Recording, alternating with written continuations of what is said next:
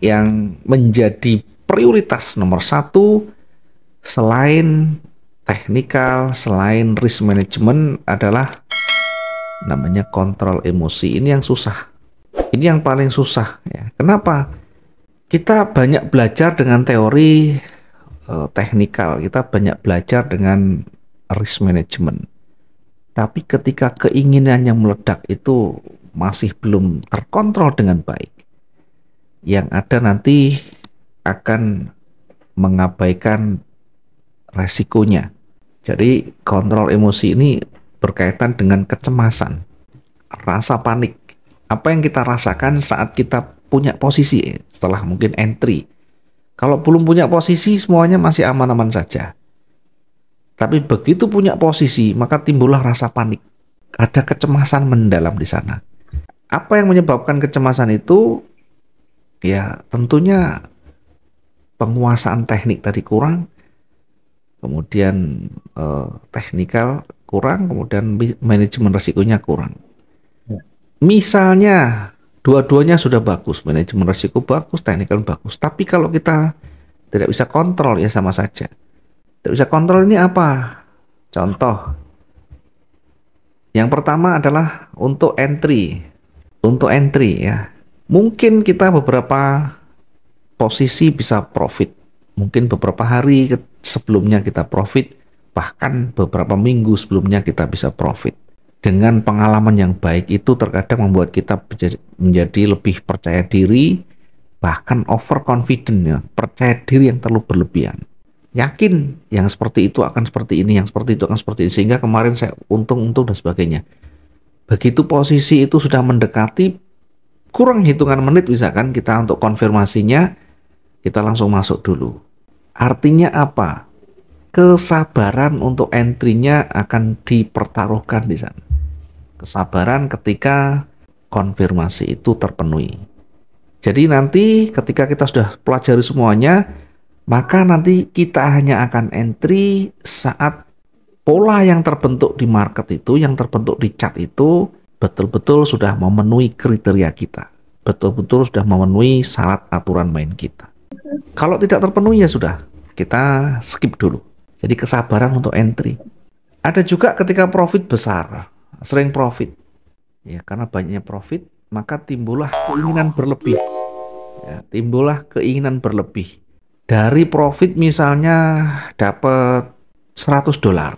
Karena sudah dapat, maka mikirnya $100 kok mudah sekali. Saya tambah sedikit lagi lah 50, biar nanti jadi 150. Begitu dapat 150, nanti bisa dapat lagi.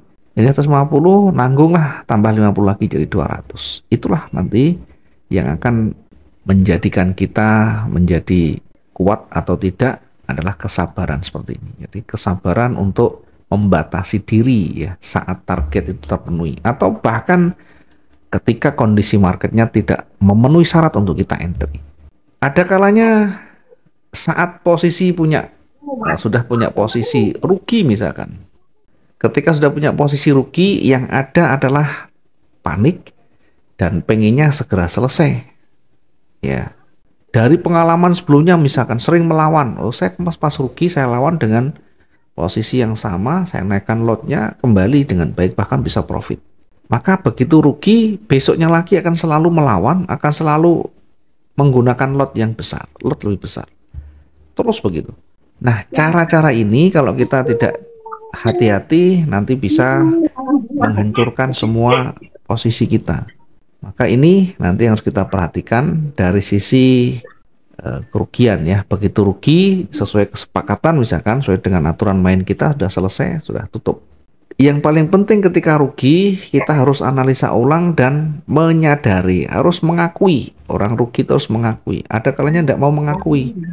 Oh ini nanti akan balik, ini bakal akan kembali lagi ke titik ini dan sebagainya. Itu namanya membela diri.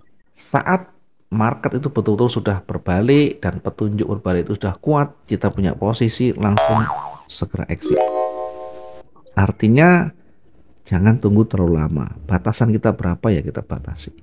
Nah kemudian dari sisi kontrol emosi ini juga berkaitan dengan disiplin namanya. Disiplin apa? Disiplin memenuhi syarat aturan main kita tadi ya. Disiplin dengan strategi yang kita gunakan, disiplin dengan resiko yang selalu kita gunakan, target-target yang selalu kita gunakan, dan mungkin recovery yang kita pakai. Kalau kita disiplin, disiplin itu berarti menjalankan sesuai dengan aturan main yang kita buat. Kalau plan kita seperti ini misalkan tidak sesuai, bagaimana solusinya? Kalau tidak sesuai berarti ya close, sudah selesai. Gitu ya. Jadi ini adalah yang nanti bisa mempengaruhi ya. Dari sini, dari 3 ini nanti kita akan ulas ya sampai betul-betul memahami tentunya ya. Kita awali dulu yang pertama dari teknikal dulu ya. Dari teknikal ini banyak sekali ya. Saya awali dari teknikal dulu. Oke, kita mulai dari yang pertama ya. Kita masuk ke manajemen resiko dulu ya. Yang pertama saya ulang dari manajemen resiko. Ya, saya yakin sudah banyak belajar, sudah banyak berpengalaman dengan manajemen resiko. Intinya dalam manajemen resiko itu adalah bagaimana bisa meminimalkan, artinya meminimalkan rugi dan maksimalkan profitnya. Nah, di dalam manajemen risiko biasanya dikenal dengan risk dan reward ratio ya. 1:1, mungkin 1:2, atau bahkan mungkin 1:1,5 ya. Ada yang 1:1,5, 1:2, 1:3 bahkan. Bahkan ada yang 1:5. Nah, kira-kira nanti yang mana yang cocok, mana yang sesuai. Sebenarnya ini adalah bagian dari pilihan ya. Tidak ada yang paling baik manajemen risiko ini kalau tidak sesuai dengan style ya, tidak sesuai dengan gaya tradingnya. Ada orang yang menggunakan 1:1 resikonya 1:1. Ini risk reward rasionya 1:1,5, 1:2, bahkan ada yang 1:3. Nah, kalau kita mengacu pada trading harian atau day trading, sebenarnya jangan terlalu jauh ya, walaupun boleh-boleh saja ya. Saya sendiri biasanya saya gunakan 1:1,5 ya, 1:1,5 ya. Tentu dengan perhitungan nanti lebih panjang ya, kita akan bahas berikutnya.